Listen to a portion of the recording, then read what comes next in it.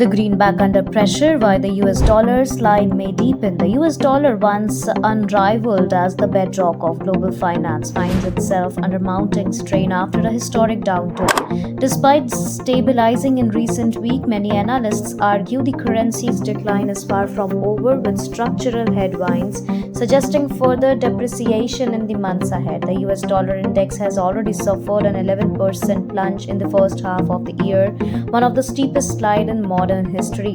While speculative short position on the dollar have eased from $21 billion to $5.7 billion, market sentiment remains broadly bearish. Strategists point to twin fiscal and trade deficits, a fragile labor market, and expectation of renewed Federal Reserve rate cuts as catalysts that could prolong the dollar's slump. Global investors who have long been overexposed to American assets are reassessing their strategy, with trillions in foreign holdings tied to the US. Even modest rebalancing could accelerate the dollar's decline.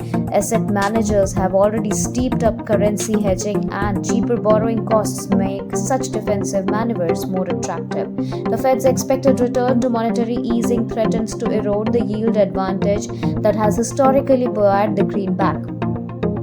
Analysts warn that as foreign investors hedge or cut exposure, additional supply of dollars will flood market, undermining its value. The Trump administration's America First agenda further complicates the picture. While officials publicly hold the idea of a strong dollar, protectionist trade policies, an effort to revive domestic manufacturing benefits from a weaker exchange rate, analysts suggest Washington may not actively weaken the dollar, but is unlikely to resist its natural decline. Despite its fall, many argue the dollar remains overvalued relative to global peers. Unless the US economy delivers a sustained growth surprise, the greenback downtrend appears entrenched. For now, global markets are bracing for a prolonged period of volatility as the world's reserve currency navigates